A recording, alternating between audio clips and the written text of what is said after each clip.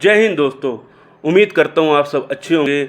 भाइयों, आपने जैसे कि थंबनेल में देख लिया, ये सारी की सारी जो एनबीएफसी कंपनियां हैं भाइयों, ये कंपनियां तो बहुत ही कम हैं जो कि मैं फ़ोटो में लगा पाया, क्योंकि फ़ोटोज़ में तो भैया इतने लगा नहीं सकता ना, क्योंकि थंबनेल में सारी की सारी फ़ोटोज़ ही रह जाती है और कुछ आपको बता ही ना पाता उसमें।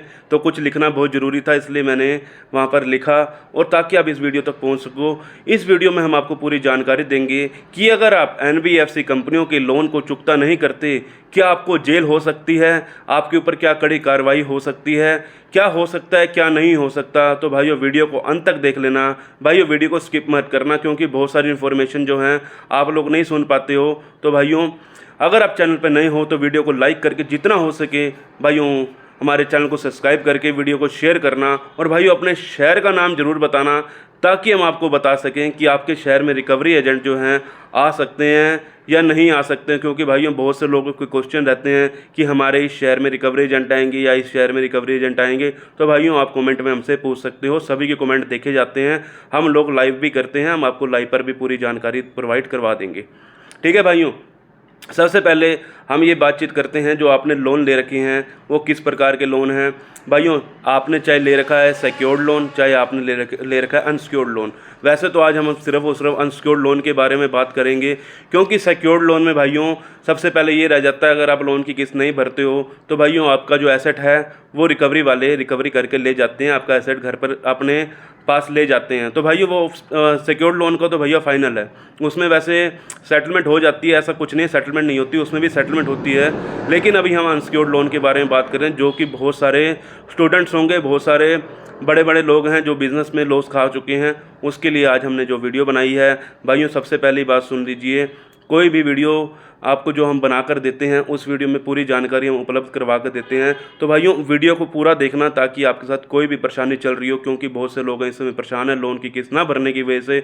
और भाइयों, अगर आपका बिज़नेस में लॉस हो चुका है या आपके साथ कोई भी प्रॉब्लम हो चुकी है, तो भाइयों पहले एक बात सुन लीजिए, अगर आपने किसी एनबीएफसी कंपनी से लोन ले रखा है, 1 से ले रखा है या 10 से ले रखा है, इसमें कोई भी मैटर नहीं करता, क्योंकि आपने जो सिविल के आधार पर जितने सारे लोन ले रखे हैं वो आपके सिविल के आधार पर ही मिले हैं। ये नहीं है कि आपने बिना सिविल के कोई लोन लिया है।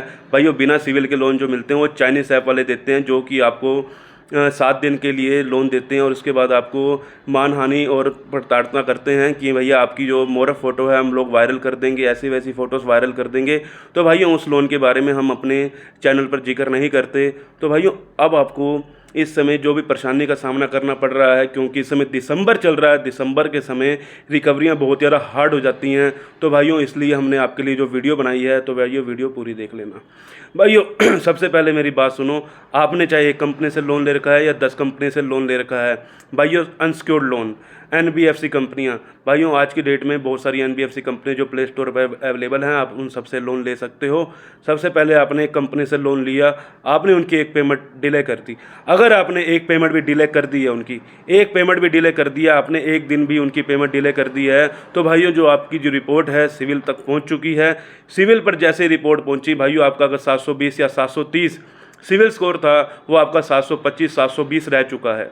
भाइयों, 1 महीने के अंदर अंदर आपका जो सिविल है 10-5 नंबर जो है कम हो चुके हैं। वो इसलिए ही क्योंकि आपने एक दिन लेट की है। अब हिसाब लगा लीजिए, अब आपने एक दिन ही लेट की है, अगर वो आपने 1 महीना 2 महीना 3 महीना लेट की, तो भैया आपका 720 सिविल 500 पर भी आ जाएगा, और 400 और 300 तक भी रह जाएगा।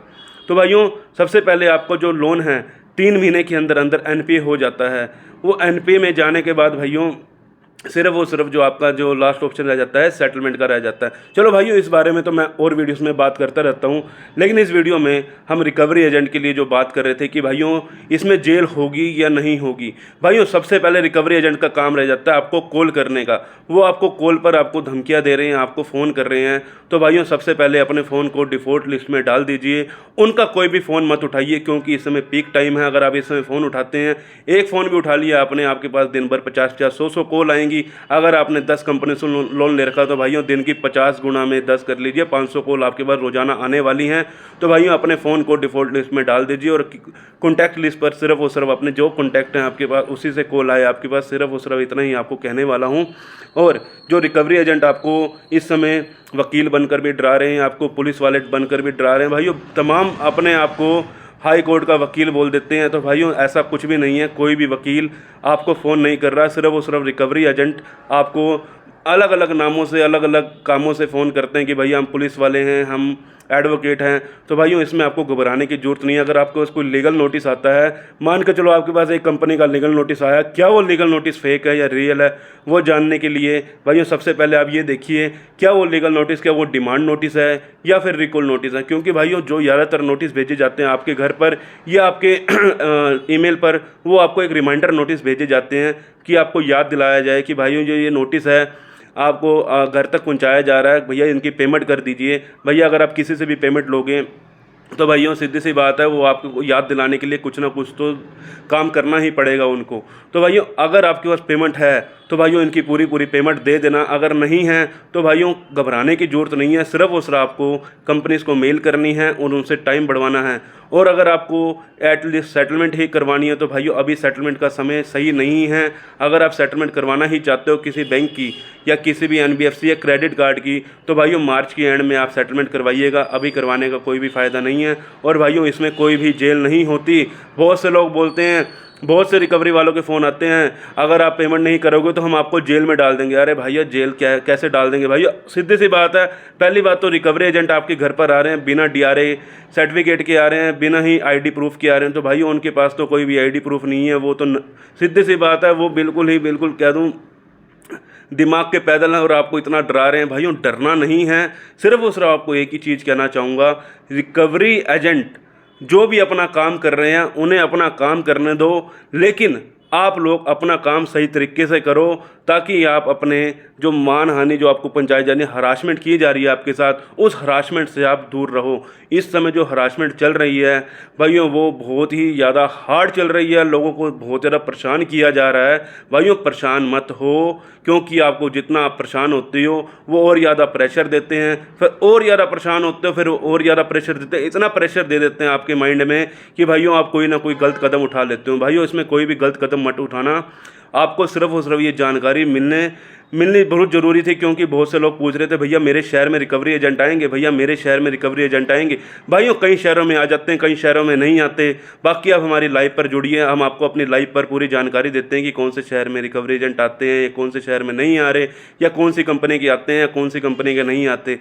भाइयों जानकारी हम पूरी प्रोवाइड करवाएंगे, टेंशन लेने की किसी भाई को भी ज़रूरत नहीं है। भाइयों रिकवरी एजेंट जो इस समय कर रहे हैं, भाइयों आप रिकवरी एजेंट की कंप्लेंट कर सकते हैं, कोई भी दिक्कत नहीं है। रिकवरी एजेंट अगर आपके साथ बदतमीजी करते हैं, रिकवरी एजेंट के ऊपर आप कार्रवाई कीजिए। लेकिन कंपनी जो कर रही है क्या वो ठीक कर रही है, क्या वो गलत कर रही है, भाइयों कमेंट में ज़रूर बताना। किसी और वीडियो में मिलते हैं और किसी जानकारी के साथ। जय हिंद, जय भारत।